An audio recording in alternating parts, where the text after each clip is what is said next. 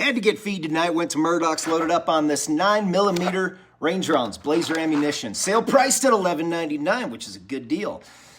The reason I'm telling you this is this week is a good week to buy ammo. Loads of sales. Here's my advice.